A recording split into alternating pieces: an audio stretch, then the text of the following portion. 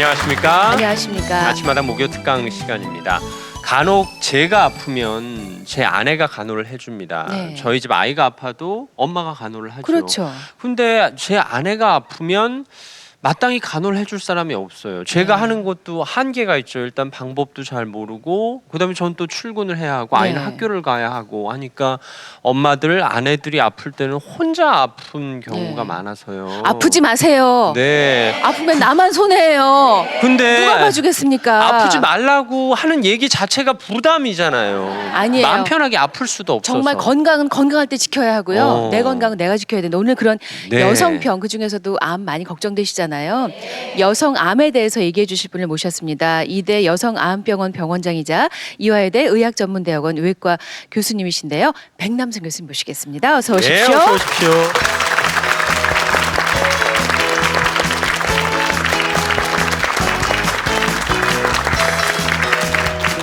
안녕하세요 교수님. 예, 어서 오십시오. 감사합니다. 자리해 주십시오. 예, 아침 일찍 교수님께서는 나오시느라 애쓰셨습니다. 유방암 치료에 아주 국내 권위자신데요. 여성 환자들을 많이 만나셔서 그런지 참 부드러우세요 뵈면. 환자들이 아니 그래요? 실제로요. 네. 방송 전에 우리 객석에 계신 어머니들 다 하나하나 네. 상담해 주셨어요. 예, 환자들이 편안해하죠.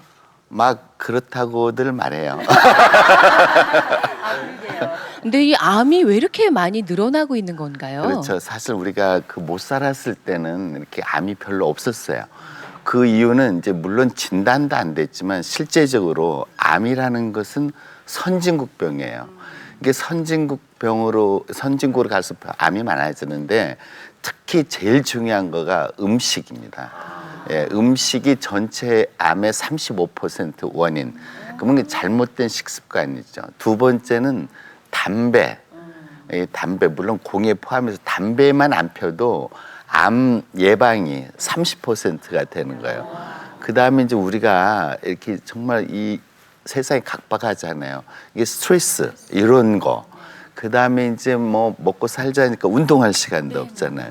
이런 것들. 그 다음에 뭐 공해 이런 것들이 이제 문제가 되는 거죠. 그래서 암은 전체적으로 선진국병인데 위암하고 자궁경부암하고 간암 이건 후진국병이거든요. 이게 선진국으로 갈수록 이 세 가지 암은 줄어들고 우리나라도 실제 그래요. 우리나라도 사실은 이 여성암 중에 1997년도까지만 해도 사실은 자궁경부암이 제일 많았거든요.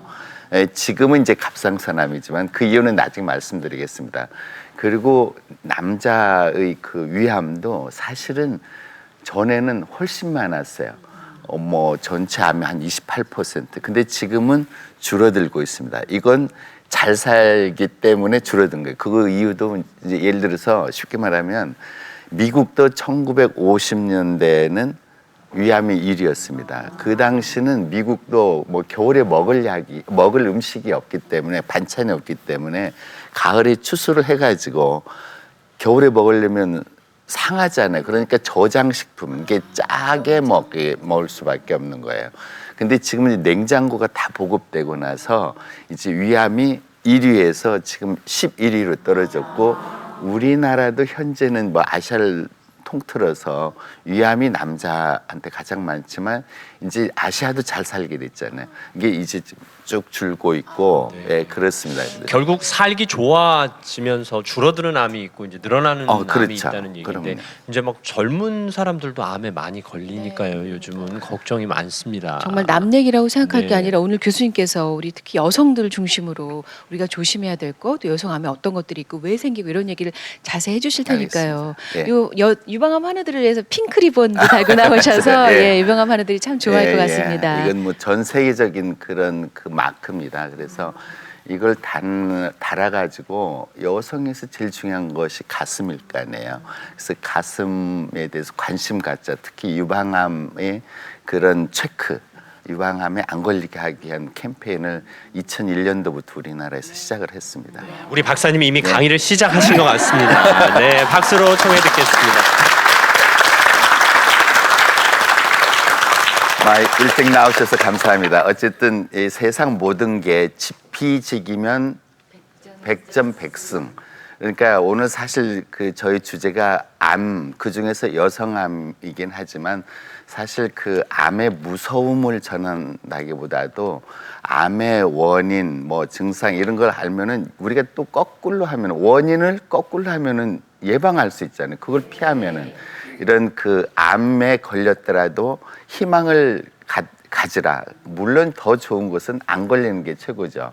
그래서 이제 여기에 대해서 말씀드릴 건데 우선 첫째로 이제 우리나라에 그 암이 많이 이렇게 발생되는 이유 지금 간단히 말씀드렸지만 어쨌든 예, 이런 이유인데 특히 이제 그 우리나라에서 그 암이 1987년도까지만 해도 우리나라 사망 원인 1위가 뇌졸중이었어요. 그 말은 그 중풍이거든요. 이게 1988년도부터 그 암에 의한 사망률이 제 1위가 됐는데 그런데 다행히 이제 요새는 암 치료 그런 결과가 아주 좋습니다. 특히 이제 그 예를 들면 저는 이제 유방암을 전공하고 있는데 그 유방암은 세계적으로 치료를 제일 잘하는 나라가 됐어요. 그건 이게 뻥이 아닙니다. 진짜 미국이나 일본이나 유럽보다 훨씬 우리가 치료를 잘해요. 그래서 이제 그 암의 원인을 이제 말씀드리기 전에 우선 어떤 암들이 이렇게 많이 발생하는가 우리가 이제 한번 이 도표를 보고 한번 말씀을 드릴게요. 이제 암하면 항상 이 개로 표시합니다. 개의 성질이 뭐예요? 한번 물면 안 놓잖아요. 그리고 개가 이게 등을 보면 울퉁불퉁하고 딱딱해요. 그죠? 그리고 이게 어디로 갈지 모르잖아요. 그러니까 예를 들어서 유방에 암이 생겼다 하면은 거기에서만 자라다 말면 거기만 도려내면 되는데 사실은 이 개가 어디로 갈지 모르잖아요. 이게 유방암은 유방에서 암이 생기지만 뼈, 폐, 간 이런 데로 잘 가요. 그리고 드물게는 뇌로도 가고 그리고 이런 난소로도 가고 그래서 우리가 전 세계적으로 이를 암은 개로 표시를 합니다. 그래서 이제 그 우리가 한번 통계를 한번 잠깐 볼까요? 그 이제 남자에서 그 암은 남자에서 암은 이제 여자 남자죠. 남자 암은 아직도 위암이 많긴 하지만 그 위암은 점차 줄고 있습니다. 우리가 잘 살게 돼서 결국 이제는 뭐 저희 냉장고 없는 사람이 없잖아요. 이게 신선한 과일, 야채, 그리고 상하지 않은 음식을 먹을 수 있고 신선한 우유를 먹을 수 있고 여러분 아마 기억 못 하실 것 같은데 옛날에 3.15 부정선거 때 이기붕 씨 부통령 그 집안에 냉장고가 있었는데 그때는 그 냉장고에서 그 여름 과일, 수박, 참외 이런 게 나왔다는 게 이기붕 씨가 그 아들한테 이렇게 뭐 총 맞은 것보다 훨씬 센세이션했어요. 지금은 여러분들이 그 당시에 부통령보다 훨씬 잘 사는 거예요. 그러니까 결국은 그 말은 위암은 점차 이렇게 줄어들고 있고 이 대장암은 이렇게 그 여러분들이 이렇게 잘 살수록 고소한 것을 많이 먹잖아요. 그래서 뭐 고지방, 고칼로리 막 비계 많이 먹고 옛날 같이 우리가 못 살았을 때는 시래기 같은 걸 많이 먹었어요. 집 앞 텃밭에서 채소 같은 거 갈아가지고 이거 먹고 그러니까 늘 대변을 받기 때문에 대장암이 없었는데 지금은 대장암이 계속 늘어요. 그건 우리나라뿐만 아니라 선진국이 다 그래. 이게 음식이 얼마나 중요하다는 걸 알고 이제 폐암은 다행히 미국은 1위였지만 지금 줄고 있습니다. 우리도 이제 이 담배만 안 펴도 아까 말씀드렸지만 30%의 암을 예방을 할 수 있는 거예요. 근데 담배를 피면 본인만이 그 해가 되는 게 아니라 옆 사람까지 해가 되기 때문에 담배는 정말 끊어야 됩니다. 우리 여자분들은 사실 1997년도까지만 해도 아까 말씀드렸듯이 자궁경부암이 제일 많았어요.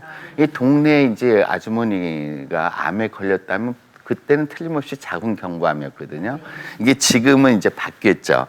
사실 1998년도부터는 이제 위암, 유방암 이렇게 늘어나기 시작했는데 2001년도부터는 유방암이 제일 1위가 됐습니다. 근데 이제 그 이유는 아까도 말씀드렸듯이 이제 식습관의 변화라든지 여성들이 이렇게 많이 활동을 하게 되잖아요. 지금은 남자 혼자 벌어서 못 먹고 사니까 또 이제는 어떻게 해요? 같이 살려면 결혼도 늦게 해야 되고 애도 늦게 낳고 또 낳았어도 바빠서 모유 수유도 제대로 못하고 이러기 때문에 결국 이제 유방암이 늘어나는데 이제 전체 여성의 암이 이렇게 늘어나는 것은 우리가 사회생활을 하면서 옛날에는 남자들만 이렇게 밖에 나가서 뭐 열심히 돈 벌어 왔잖아요. 지금은 여자들도 돈 버는데 문제는 돈 벌기 위해서 그 쉬운 일이 아니잖아요. 뭐 상관 눈치, 뭐 오만 눈치를 다 보는 스트레스 이런 것 때문에 이제 많아지게 되는 거고 이제 그래서 이제 그 유방암이 많았다가 최근에 이제 갑상선암이 많아졌어요. 2009년도부터 갑상선암이 많아졌는데 사실은 이 갑상선암이 이게 늘어나는 이유는 교과서에는 그 저설량의 방사선 이것뿐이 없거든요. 근데 우리나라는 뭐 그렇게 저설량의 방사선을 뭐 노출할 기회가 없는데 사실은 제일 중요한 원인은 이제 의학 그 기술 특히 이런 기기가 발달이 돼가지고 옛날에 찾지도 못했던 기계의 초음파 같은 걸로 찾을 수도 없었던 3, 4mm, 5mm도 찾아낼 수 있는 게 진단 기술 또 거기에 그 옛날에는 그게 있어도 이 세포 검사를 못 했거든요. 지금 또 의사 선생님들이 그 기술이 발달돼서 그 3, 4mm 있는 것도 세포 검진을 할 수 있어요. 이게 진단 기술이 늘어난 거죠.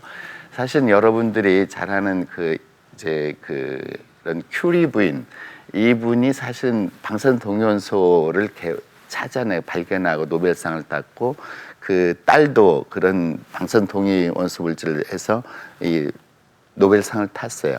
근데 이 저설량 방사선이라는 이것 때문에 그 사람은 결국은 그 암으로 죽었어요.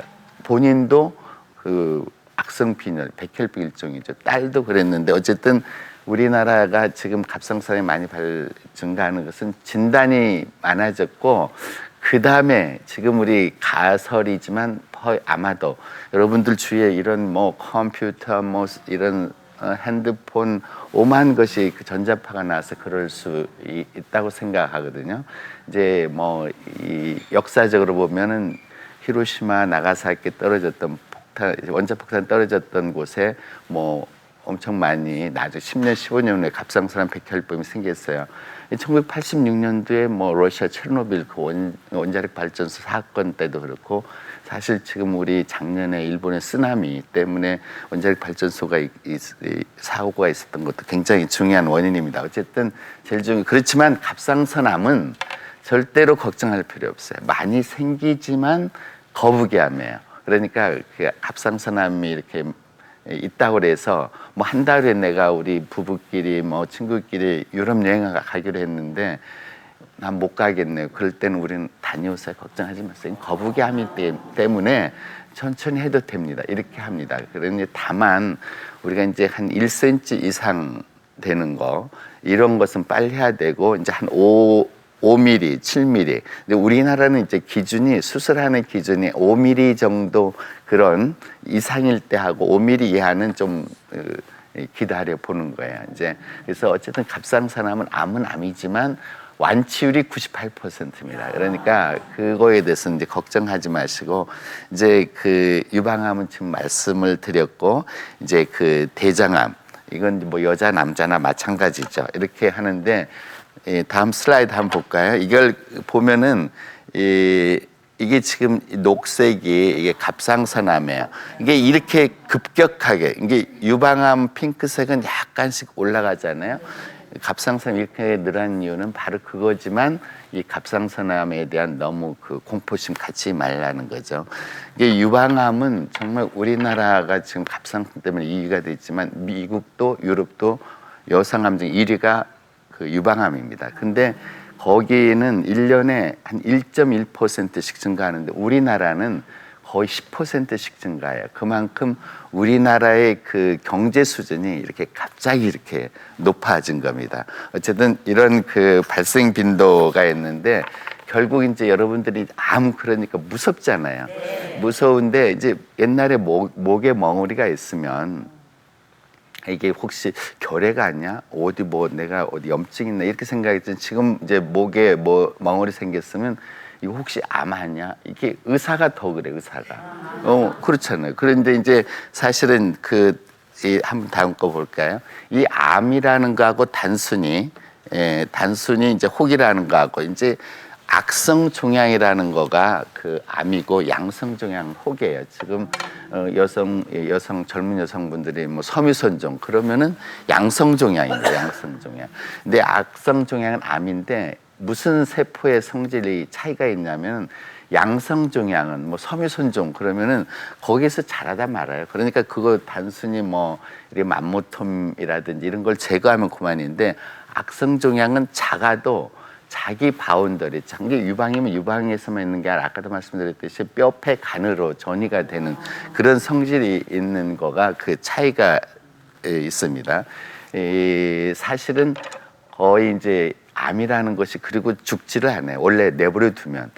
이게 150년 전에 죽은 그 자궁암 환자의 암세포가 지금도 살고 있어요. 그건 이게 암 치료를 하지 않으면 그렇게 그 영혼 불멸하게 이렇게 됩니다. 그래서 그 암에 대한 그런 그 성질 보면은 정말 무섭죠. 그렇지만 지금은 여러분들이 이렇게 너무 걱정하실 필요가 없습니다.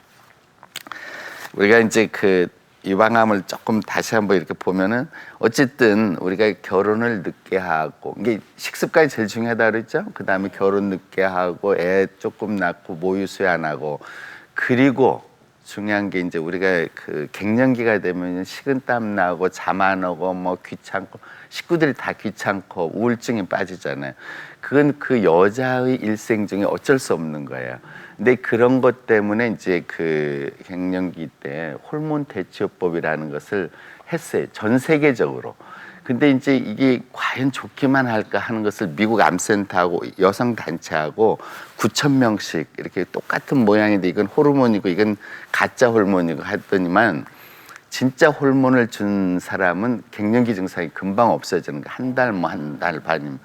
그리고 골다공증 예방은 되는데 사실은 유방암이 26% 생기고 치매, 심장병이 많이 생기더라. 그러니 이게 젊어지고 기분 좋은 것도 문제지만 치명적이잖아요. 그래서 사실은 그때 2002년 7월부터 특별히 줘야 될 사람이 아니면 정말 이렇게 탤런트 분이라면 뭐 밤새 잠 못 자고 식은땀 나고 촬영할 수가 없으니까 그 사람 호르몬 대처법을 하되 그 대신 2가지 주던 호르몬을 1가지만 주고 적은 양만 이렇게 줘라. 그 대신 매년 체크를 하라. 그리고 5년만 해라. 이게 이제 원칙입니다. 그러면은 예를 들어서 그럼 난 정말 갱년기 증상도 없어야 되겠고 유방암도 안 생겨야 되겠는데 어떻게 했으면 좋겠느냐. 이거 당연히 환자들이 그럴 거 아니에요. 의사도 거기에 대한 해결책을 내줘야 될 거 아니에요. 그래서 여러 가지 이제 연구를 하고 신약이 나오긴 하는데 아직도 그렇게 확실한 건 없고 다만 정말 확실한 거가 뭐냐면은 음식으로 해라. 가능하면 음식 속에 있는 여성 호르몬은 유방암의 원인이 아니고 예방도 하고 치료하는 데도 도움이 돼요. 그러니까 그럼 어떤 음식을 먹어야 되는가 이런 거가 이제 질문일 거 아니에요. 이게 우리나라 같은 경우는 제일 좋은 게 콩 음식이에요. 이게 콩 음식 뭐 여러분들이 많이 매스컴을 통해서 알겠지만 콩 속에는 그 식물성 여성 호르몬이 들어있어 가지고 오히려 유방암 예방도 되고 치료도 됩니다. 그래서 이제 실제적으로 미국이 여성암 1위라고 했잖아요. 우리나라도 이제 같은 갑상선 선전의 1위였지만 지금 전체로 보면 미국 여성 7명 중에 한 사람이 유방암이에요. 이 한국은 한 40명 중에 한 사람이거든요. 그럼 너댓 배 차이가 나는데 그 이유가 뭐냐? 그 이유가 바로 우리가 생각할 때 물론 종족적인 차이도 있지만 우리나라 사람들이 콩 음식을 많이 먹어서 그렇지 않을까 이렇게 생각을 합니다.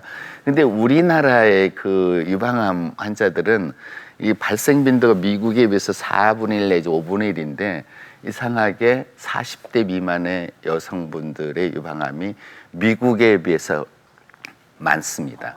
이제 미국은 40대 이하가 전체의 유방암 환자의 한 7, 8% 되는데 우리나라는 거의 22, 3% 돼요.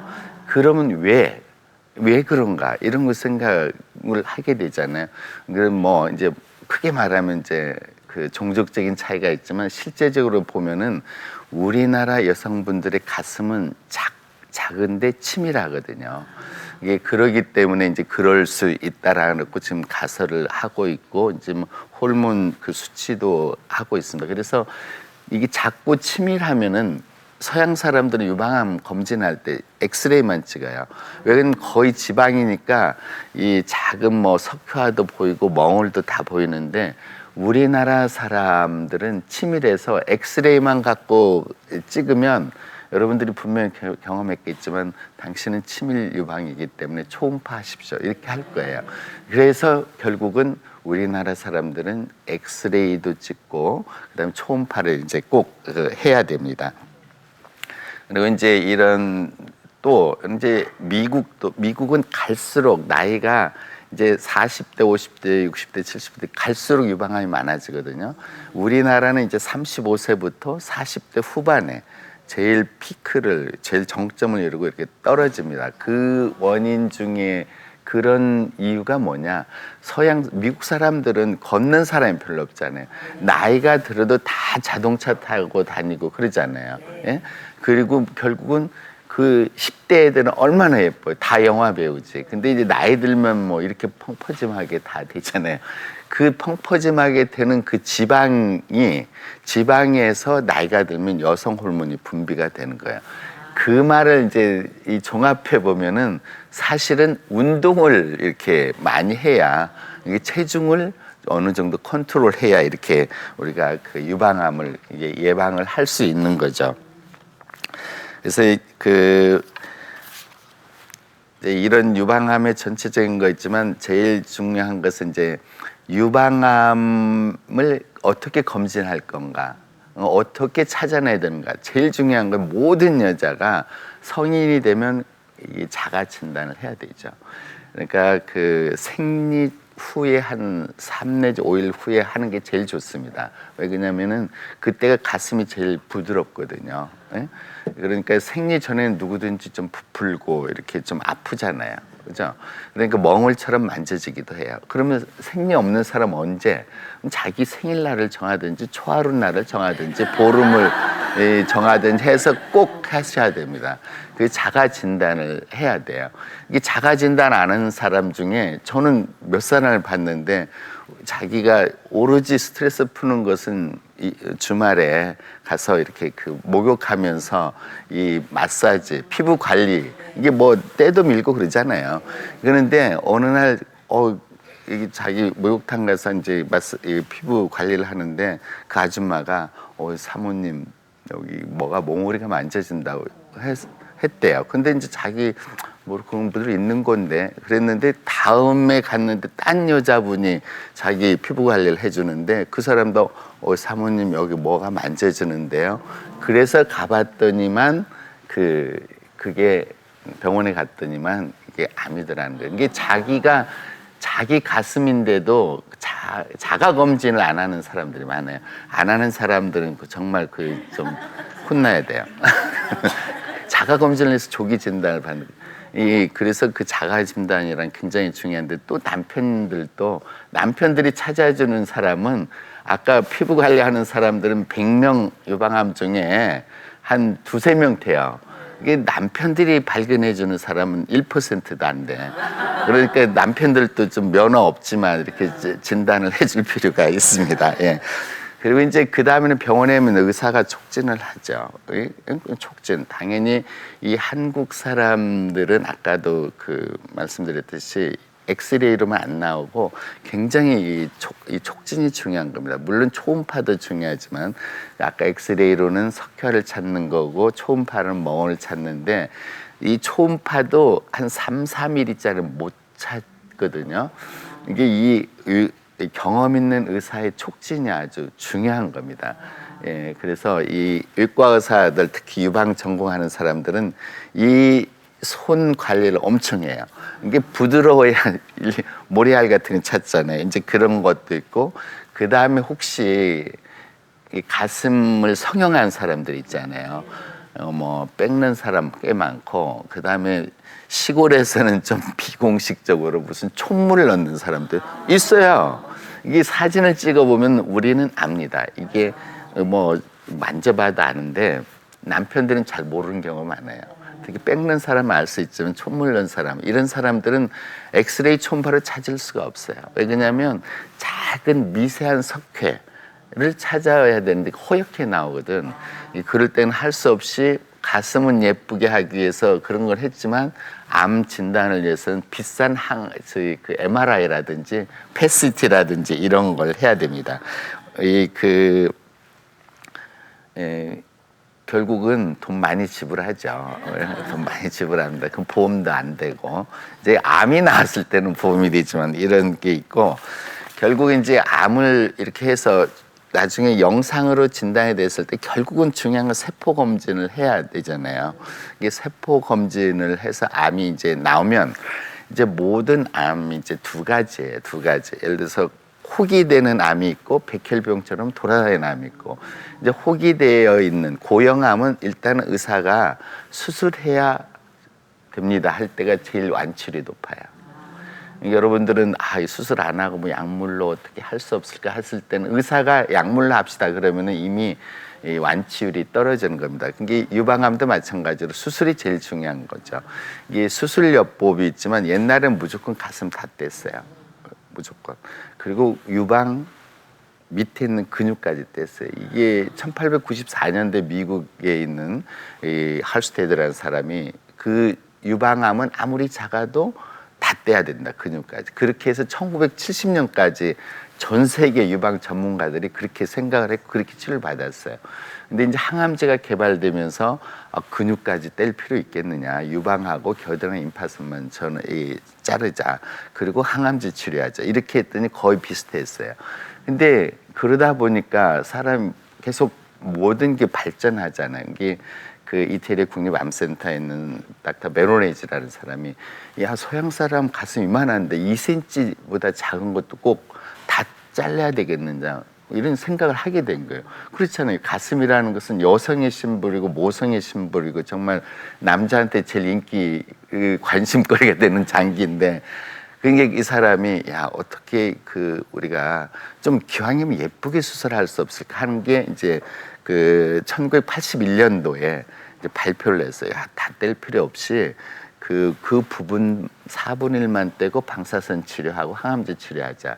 이제 그런 걸 발표를 했을 때 미국에서도 받아들이지 않았어요. 근데 이게 제가 1986년도에 이게 맞을 것 같아요. 그래서 이제 시작을 했죠. 벌써 25년 전이니까 제가 얼마나 젊었었겠어요. 그러니까 우리 선생님 선배들이 너 나이도 어린 네, 무슨 그런 치료를 하냐고 이렇게 야단 많이 맞았죠. 그렇지만 그게 옳다고 생각을 해서 계속 해가지고 결국은 지금은 전 세계적으로 유방 보존 수술이라는 걸 했습니다. 그래가지고는 결국 이제 그런 것 때문에 제가 이렇게 죄송하지만 이렇게 한국 아세아 세계 유방암학회 그런 대장도 이제 했으니까요. 그러니까 항상 뭔가 발전시키려면은 선배님들이 하는 대로 하면 밥 세 끼 먹겠죠. 그렇지만 이제 좀 발전시킬 수 있는 그런 생각이 필요해요. 그래서 이제 수술도 그렇게 됩니다. 그래가지고 이제 이 약물 치료는 꼭 해야 돼요. 약물 치료는 1cm 미만이고 호르몬 수용체가 양성인 사람은 호르몬 치료를 하거든요. 그 다음에 이제 면역요법은 다 같이 하는 거고, 이게 그러니까 수술, 방사선요법, 이런 약물요법. 근데 이제 방사선은 이제 우리가 심할 때 방사선도 하고, 아까 유방 보존 수술을 했을 때는 누구든지 해야 돼요. 다만 나이가 많은 사람, 75세 이상, 그리고 방사선에 알러지가 있다든지 이런 사람은 안 하지만, 그렇게 해야 결국은 유방을 거의 살리면서 할 수 있는 그런 기술이 방사선이 있기 때문에 가능한 겁니다. 그래서 이제 이런 기술들이 정말 발달해서 우리나라 그 의료 시스템이 잘 돼서 조기 검진하지, 기술도 좋지. 그래서 정말 그 유방암은 이제는 미국, 일본, 유럽보다 훨씬 좋습니다. 그래서 이제 뭐 나중에 호르몬 수용체 양성인 사람은 항호르몬제죠. 항호르몬제를 5년을 써요. 그리고 이제 유방암도 요새 이제 특히 유방암 세포가 어떤 그 특징이 또 있는 검사가 있어요. 이게 쉽게 말하면 이제 호르몬 수용체 있는 것처럼 허투라는 게 있다 없다에 따라서 그걸 이렇게 있으면은 또 특별한 그 약이 있습니다. 헐셉틴이라는 약이 있어요. 그걸 쓰면은 그동안에서 헐셉틴이 있는 유방암이 제일 예후가 나빴는데 이제는 그 약이 나와서 아주 거의 제일 좋은 그 유방암으로 변해요. 이게 좀 비싸긴 하지만 그래도 보험이 되니까 이제는 그런 치료를 하죠. 근데 암 환자들이 이게 제일 암이라 진단받으면 첫째 생각하는 게 그 죽음이에요. 이게 이제는 죽음이라는 개념은 이제는 안 가져도 됩니다. 내가 암에 걸렸다고 했을 때 옛날 같으면 뭐 우리 딸이 우리 아들이 어떻게 장가 갈까 이런 생각했지만 이 한국의 암 환자라는 것은 남자 평균 수명이 77세거든요. 그럼 100명 중에 37명이 암에 걸려 평생 동안에. 여자는 평균 수명 84세인데 그 중에 32명이 생기니까 그러니까 그런 걱정을 내가 무슨 전생에 죄를 져서 암에 걸렸다 이렇게 생각하지 마시고 이제는 어차피 오래 사는 동안에 생길 수 있는 거고 이제 완치할 수 있다 이런 생각을 가져야 되는데 이 갑상선 아까 충분히 말씀했으니까 이제는 너무 갑상선암에 대해서도 이제 걱정을 하지 마십시오. 그리고 이제 우리가 이 갑상선암이 이제 다른 암도 마찬가지인데 요새는 이제 굉장히 무슨 내시경적 치료도 하고 많이 그러잖아요. 그 좋죠. 좋긴 좋은데 사실은 그 내시경 치료라는 거가 좋을 수도 있고 또 불안전할 수도 있어요. 그러니까 예를 들어서 옛날 같으면 이렇게 무슨 뭐 대장암이 됐든 위암이 됐든 무조건 다 열었잖아요. 요새는 내시경으로 이렇게 떼기도 하고 복강경으로도 하고 이제 갑상선도 내시경으로도 하고 이제 무슨 로봇 수술도 합니다. 그렇지만 이게 이제 어느 정도 진행됐을 때는 이제 미용보다는 이게 완치율을 봐야 되거든요. 이게 암 수술의 성공이라는 것은 뭐냐면은 이제 재발률을 적게 하고 오래 살고 우리가 거기에다가 이제는 삶의 질, 미용 효과까지 이렇게 해야 되는 거죠. 아까 유방암에서도 유방 보존 수술을 해서 다 떼는 거하고 똑같고 미용 효과가 좋으면 훨씬 좋잖아요. 이게 유방암도 옛날에는 이게 다 뗐으니까 뭐 우선 이혼하는 사람, 뭐 이 정말 자살하는 사람, 직장 그만두는 사람, 뭐 다 떼면 뭐 우울증에 빠질 수밖에 없어. 공중목욕탕 못 가잖아요. 뭐 백화점 가서 옷도 못 입어보잖아요. 이제 이런 것 때문에 이제는 우리가 미용적인 감각을 의사가 가져야 돼요. 이게 그러기 때문에 이제 모든 면에서 유방뿐만 아니라 갑상선암도 그런 생각을 해야 되지만 우리가 중요한 건 재발률을 줄이고 치료 효과를 높이는 그런 치료법을 이제 해야 되는 거죠.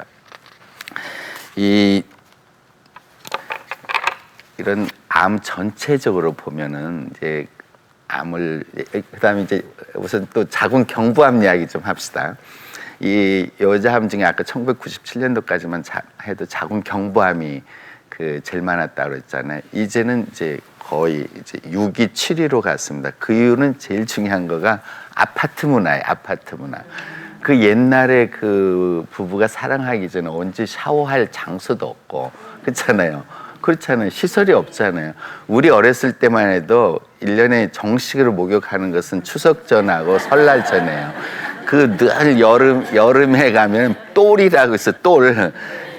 뭐 저수지 이런 데서 뭐 샤워하고 뭐 우물가에서 등목했을 따름인데 이제 그만큼 이제 자궁 경부암이 줄은 이유는 이게 아파트 문화이기 때문에 이제 결국은 항상 사랑하기 전에 샤워한다는 거. 이게 결국 제일 중요한 거가 위생이거든요. 위생. 그러니까 이제 위생이 이제 관lem이 많아진 거죠. 그래서 이제 그 자궁 경부암 첫째 그 목욕 시설 그게 좋아진 거. 두 번째는 요새는 여러분들이 아시는 그 백신이 있어요. 미리 백신. 그 백신은 사실은 이제 최근에 이게 개발돼 있지만 서양에서는 9살에서 25살까지 마치게 돼 있습니다. 그때가 이제 제일 성 경험이 없거나 적을 때 이때 맞추는 그런 것 때문에 굉장히 이제 줄어들었어요. 이제 그래도 이제 나이가 든 사람은 어떻습니까? 효과가 어떻습니까? 이럴 거 아니야. 그렇잖아요. 근데 나이가 든 사람은 이미 혹시 이렇게 감염이 됐다가 이렇게 다 항체가 생겨 있을 수도 있습니다. 그러니까 이 젊은 사람들한테 특히 우리가 이제 대학생들, 고등학생들한테 이렇게 교육을 해서 요새 이제 맞추고 있어요. 그러니까 이런 백신 때문에 이제 자궁 경부암은 줄고 있고 옛날처럼 이제 또 무조건 다 수술하는 게 아니라 여기서 일찍 발견하면은 이 팝스미어라고 있습니다. 그거 하면은 가볍게 뭐 거의 어떤 때는 입원도 안 하고 외래에서 이렇게 할 수도 있고 그 다음에 설령 암이 있더라도 아까 복강경을 해서 싹 뗄 수도 있고 그래요. 그러니까 뭐 이제 자궁 경부암에 대해서도 그렇게 많이 걱정할 필요가 없습니다. 이 뭐 이제 무슨 그 난소암 같은 것은요 이제 아주 적기 때문에 이제 큰 문제는 없거든요. 큰 문제가 없어서 이제 발병 빈도가 낮기 때문에. 근데 이 난소암도 사실은 굉장히 그 증상이 없어요. 갑상선암도 증상이 별로 없잖아요. 그 다음에 유방암도 별로 증상이 없어요. 유방암의 제일 많은 원인은 그 통증이 없는 멍울이거든. 그러니까 이런 증상이 없는데 이제 그래도 이제 나이가 들면 꼭 이 복강경, 복부 초음파 이런 것을 이렇게 늘 이렇게 해보시는 게 좋아요. 적어도 한 2년에 한 번 정도는 별일 없을 때 이제 이런 것들이 굉장히 중요한 겁니다. 우리가 이제 그 암이라는 거가 사실은 이제 죽음의 그런 의미가 아니라는 거. 암 치료할 때 여러분들이 굉장히 고민하는 거가 그 죽음, 뭐 경제적인 문제, 고통, 치료받는 고통. 이게 그 암 치료받을 때 이제 예를 들어서 항암제 같은 거 있잖아요. 이게 여자분들은 막 제일 두려운 거가 항암제 맞으면 머리 빠진다는 거예요. 이게 머리 빠져야 될 암은 할 수 없이 머리 빠지지만 바로 다 납니다. 이게 예를 들어서 유방암 1기, 2기는 덜 빠지는 약을 쓰고 3, 4기는 빠지지만 미리 이제 그렇게 그 항암제를 써야 재발을 안 해요.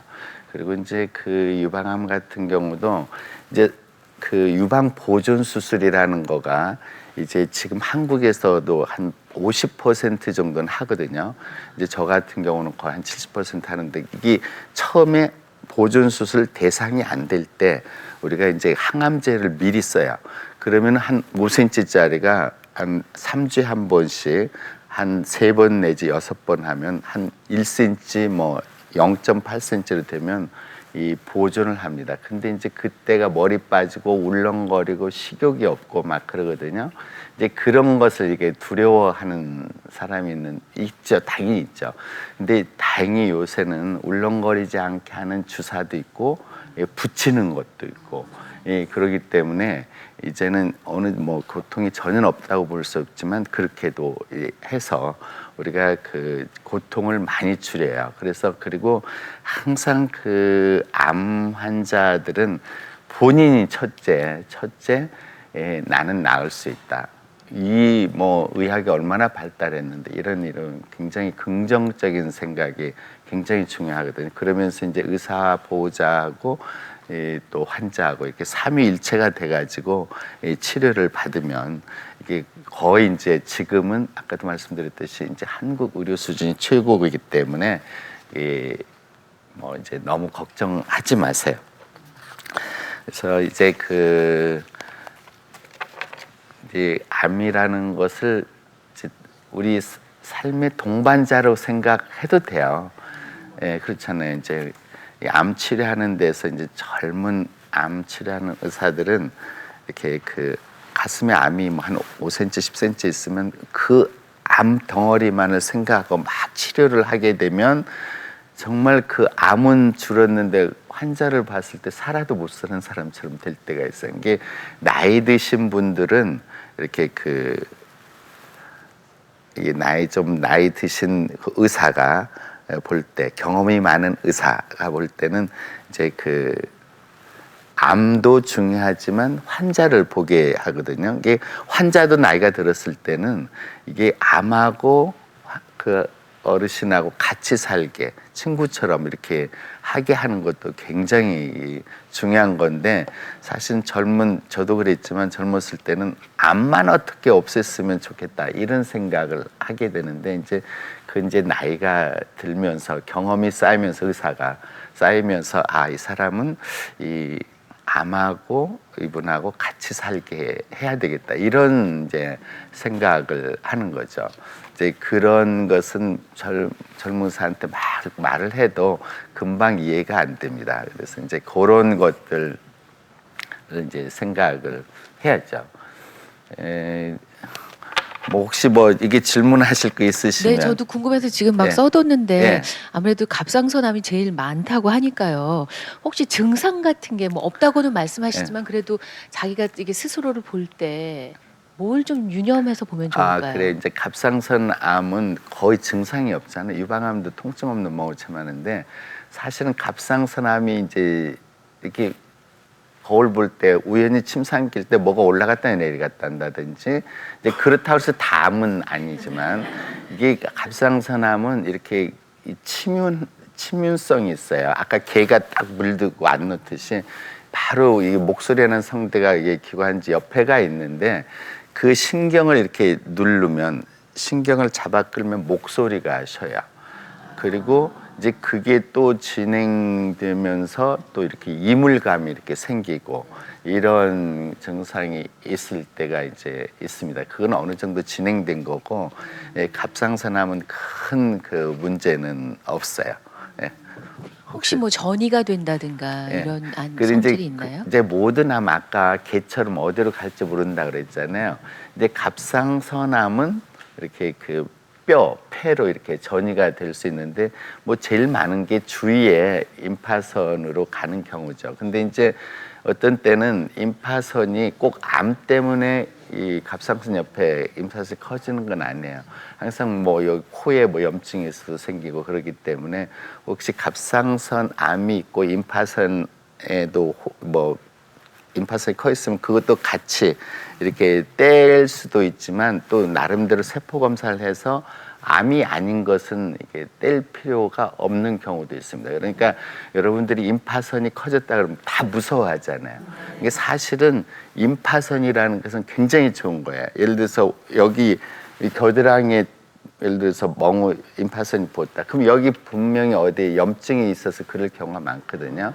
그 말은 염증이 있는 것을 이렇게 몸에 번지지 않게 예비군들이, 임파선은 면역 작용을 해요. 이렇게 커 있어요. 커 있는데 그것은 예비군이나 마찬가지. 이게 침범 오면은 우리들이 모여 있다가 막자. 그런데 이제 그 임파선들을 무조건 다 떼내면 오히려 또 그 면역이 떨어집니다. 그래서 이제 우리가 유방 수술할 때도 이 임파선이 있을 때도 이것을 이제 유방암에서 제일 먼저 간다고 생각하는 임파선을 찾아낼 수 있는 기계가 있습니다. 그래서 그걸 몇 개가 있어도 그걸 딱 꺼내서 이게 암세포로 가 있으면 나머지 임파선을 떼지만, 그게 안 가 있으면, 몇 개가 부었는데도 안 가 있으면 그걸 다 남겨놓는 게 더 좋아요. 왜 그러냐면 그게 예비군이기 때문에 그걸 이렇게, 그래서 이제 그 수술이 그러면서 이렇게 발달하는 거예요. 옛날에는 무조건 다 긁어냈기 때문에 팔이 요따만하게 부었거든요. 근데 지금은 그런 그 기술까지 다 있습니다.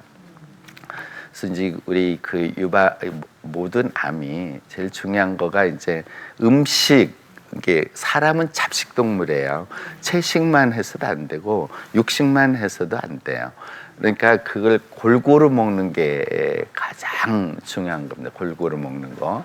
그리고 너무 기름지지 않게 먹는 거. 이런 게 굉장히 중요한 게요. 두 번째는 이제 그 골고루 먹으면서도 음식 중에서 좋은 거가 제철에 나는 나물, 정말 야채, 과일, 이게 아주 좋은 거죠. 어떤 사람들은 이제 특히 암 환자들이 고기 먹으면 안 된다고 막 안 먹는 사람이 있어. 그럼 항암제 치료해서 죽겠고 뭐 정말 무슨 면역도 떨어졌는데 고기까지 안 먹으면 면역이 완전히 떨어집니다. 그래서 고기는 먹어야 돼요. 옛날에는 암 환자한테 고기를 먹이면 암이 먼저 먹는다 그래서 못 먹게 했거든요. 이 옛날 책에 그렇게 써 있었어요. 근데 먹어야 됩니다. 다만 예를 들어서 유방암, 뭐 대장암, 그럼 비계를 많이 안 먹는 게 제일 중요해요. 비계. 그게 살코기는 어느 정도 먹어야 돼요.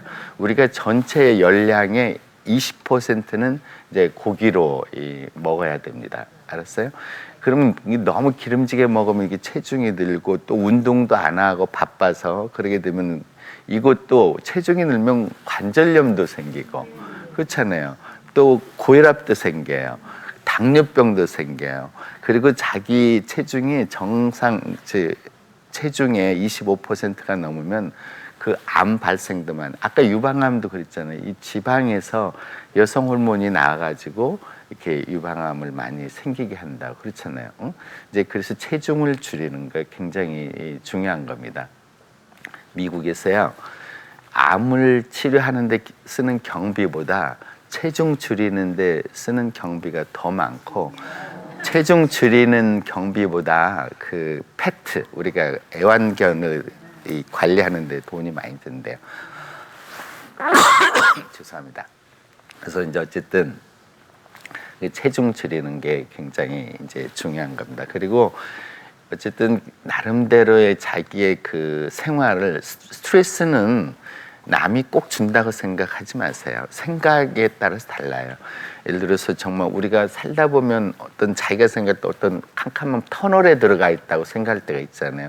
나는 왜 이 캄캄한 터널에 빠져야 되는가 이렇게 생각할 수도 있지만, 그것은 잘 생각하면 여러분, 이 도로에 터널이 있는 게 뭐예요? 여기서 저기 가기 위한 가장 빠른 길이에요. 그래서 나는 더 좋은 밝은 곳에 가기 위해서 터널에 빠졌구나, 이런 긍정적인 생각이 정말 중요합니다. 그래서 이 생각이 바뀌면 행동이 바뀌어요.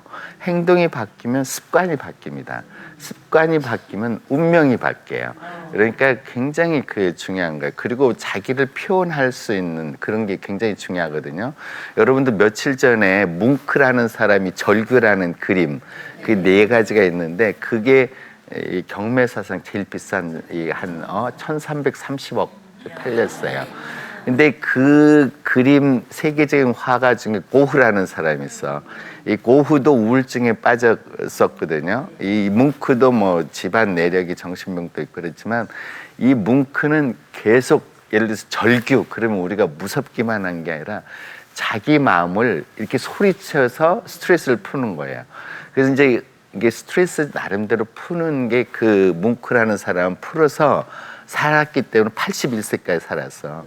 근데 그 고갱이 친구 고흐는 그냥 늘 내성적으로 그림이나 그리고 막 그러다가는 자기 표현을, 너 친구하고도 고갱하고 친구했다 싸우고 뭐 남하고 만나지도 않고 그랬잖아요.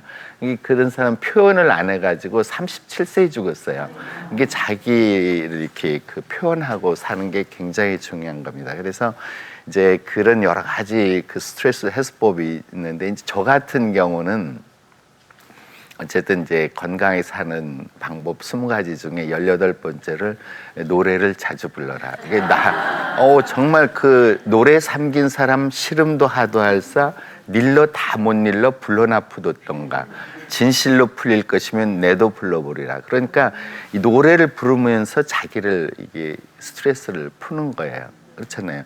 여러분들 그 미국의 재즈라는 게 남북전쟁 때 그냥 흑인들이 전쟁에 지쳐서 먹을 것도 갈 데도 없고 그렇지만 흥얼거리다가 재즈가 생겼고 그렇게 하면서 이제 또 밥벌이도 생기고 이렇게 가지고 이렇게 참 좋았다 이런 거. 그 다음에는 이제 그 여러분 나름대로 어떤 취미 생활을 노래뿐만 아니라 그림을 그리든지 글씨를 쓰든지 이런 게 굉장히 중요하고 이제 저 같은 경우는 또 이런 그 여행 같은 거 저는 우리 학생들한테 뭐 이제 가서 그렇지 그 내가 하고 나서 후회 없는 것은 여행과 운동과 공부다. 이런 말을 이제 학생들한테 전해주죠.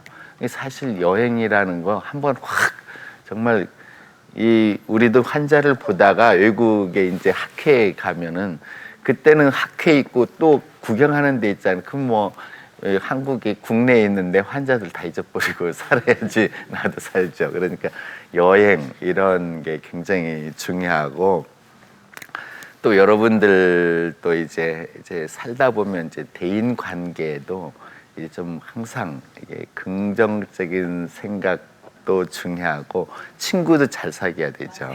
심지어 배우자도 잘 사야 돼. 잘 사야 돼. 예.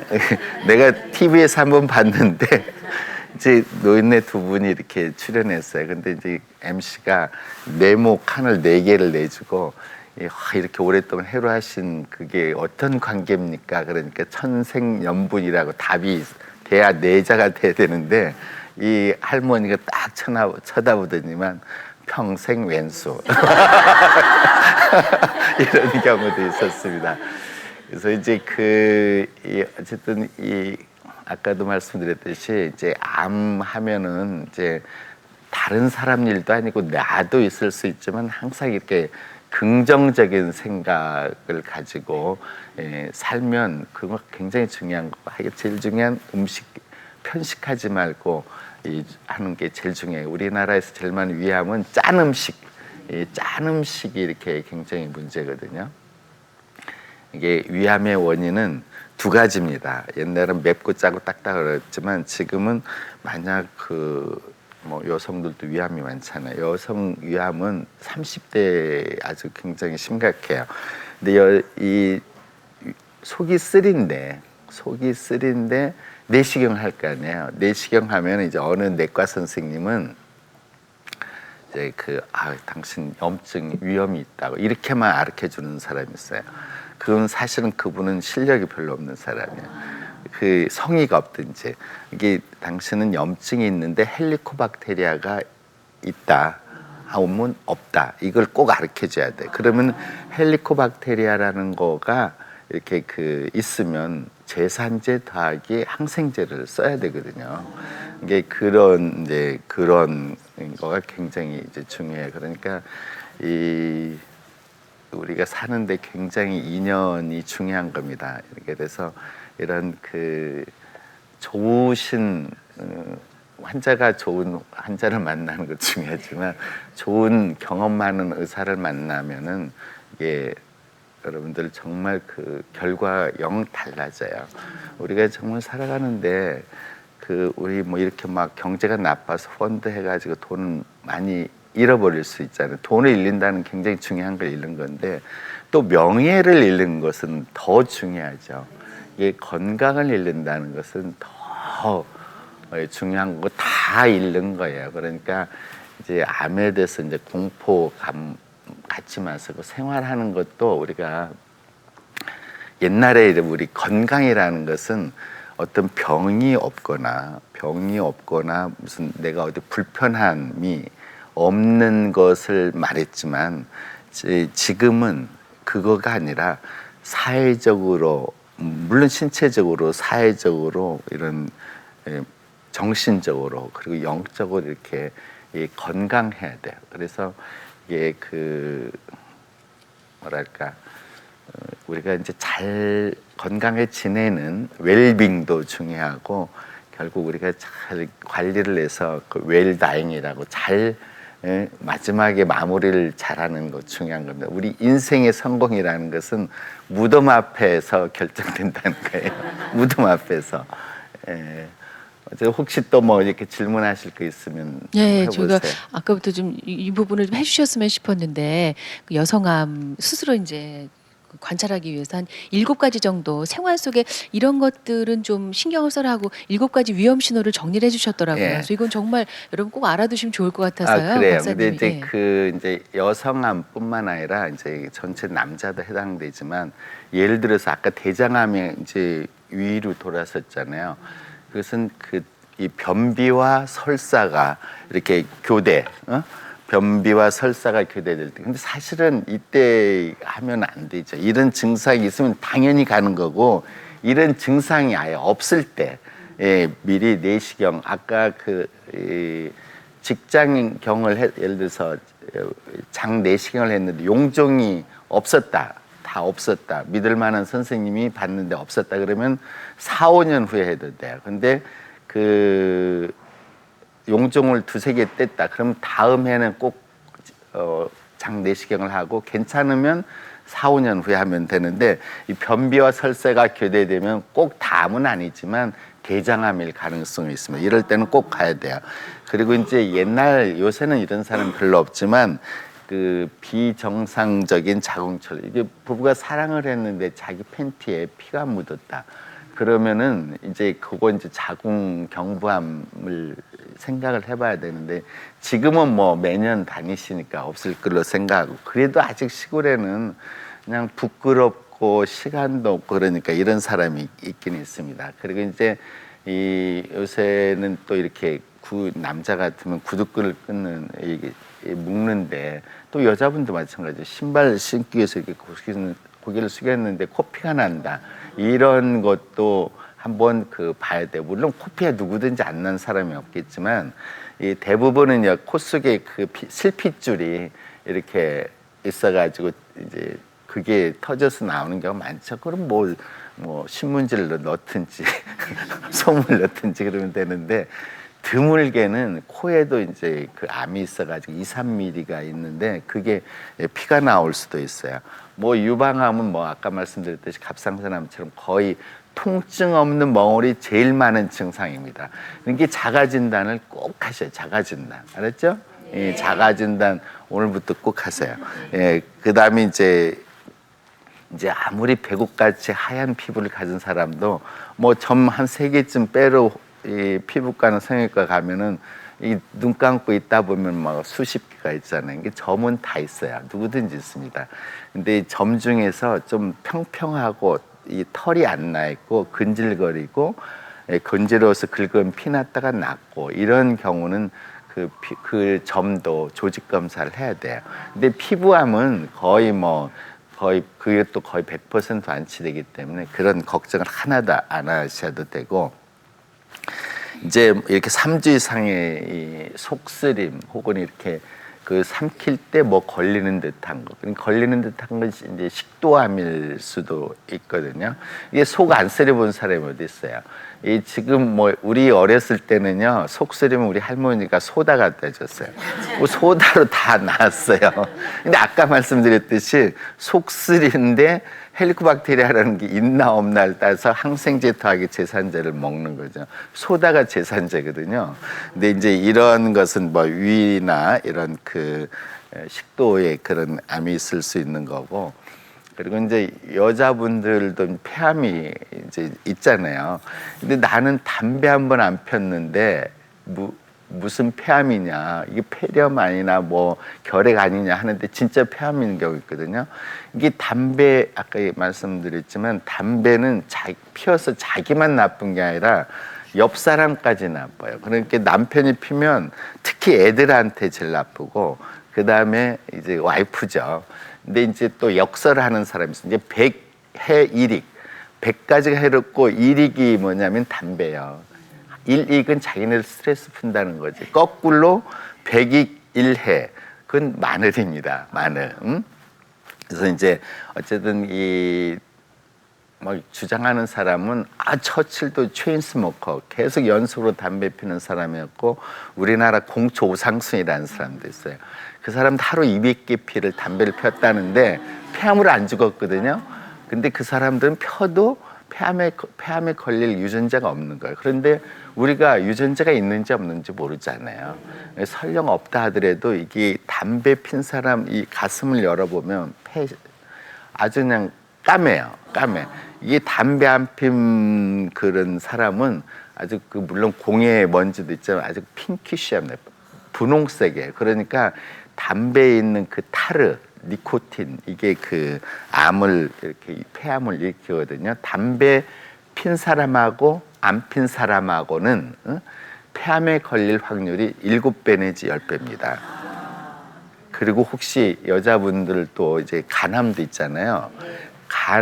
간염에 걸린 사람하고 안 걸린 사람하고는 간암이 될 확률이 100배 차이예요. 그러니까 간염에 한번 걸렸던 사람들은 적어도 6개월에 한 번씩 이렇게 그 피검사 더하기 이 초음파를 꼭 해야 됩니다. 이거 꼭 정말 명심하세요. 그러니까 뭐 여자 남자 물론 그 성에 따라서 좀 암 발생 빈도가 다르긴 하지만 주의할 건 다 마찬가지예요. 근데 이제 결론적으로 암은 이제는 죽음을 나타내는 고통을 주는 뭐 이런 생각이 이제 조금씩 사라져 가고 있고 우리나라 그 암 치료 결과가 정말 세계적이라는 것을 이렇게 말씀을 드립니다. 뭐 예. 혹시 뭐 강의 잘 들었습니다. 감사합니다. 예, 감사합니다. 아유, 뭘 그렇게 많이들 적으셨어요. 관심이 네. 있으니까 관심 있으시죠? 네. 건강하게 살아야 하니까요. 일단 식탁을 바꾸고 체중을 줄이고 스트레스를 없애라. 네, 기본적으로 말씀을 해주셨고 이제 우리가 정기 진단을 통해서 몸이나 부위별로 뭐 석회가 있다거나 뭐 혈관종이 있다거나 하면 당장 암은 아니라고 하더라도 그럼 아닌 게 걱정을 대부분이죠. 하게 돼요. 이게 너무 알면 또 이렇게 네. 그러니까 관심만 갖고 있으면 되지. 그렇죠. 지나치게 걱정을 할 필요는 없죠. 그래도 증상이 없을 때 그 여자분들은 이제 40 넘으면 1년에 한 번씩은 꼭 체크를 받아야 되고 이제 갑상선 같은 것은 꼭 6개월에 한 번씩 안 해도 돼요. 의사 선생님이 모양이 이상하다면 6개월마다 오라고 그렇지 않으면 1년마다 오게 할 수도 있습니다. 체중과 관련해서는 급격하게 체중이 감소하는 것도 안 좋다고 하더라고요. 그렇죠. 그러니까 원인 모르게 6개월 사이에 자기 체중의 10분의 1이 이게 10%죠. 가 빠졌을 때는 언뜻 보기에는 형 무슨 다이어트 하길래 이렇게 뭐 날씬해졌어. 그 기분 좋은 일만 아니에요. 그럴 때는 특히 예를 들어서 뭐 다른 암도 그렇지만 췌장암 같은 걸 검사를 해봐야 돼요. 부부가 이렇게 서로 좀 챙겨줄 수 있는 그런 문화가 자리 잡았습니다. 면허는 안 줬지만 진단해 주셔야 오늘 되죠. 아주 이렇게 부드럽고 다정하게 말씀 잘해주셨죠? 예, 이화여대 의학전문대학원 외과의 백남순 교수님 감사합니다. 네, 고맙습니다. 감사합니다. 선물 소개해드리겠습니다. 흑표산소 흑신대에서 백화점 상품권 준비해 주셨습니다.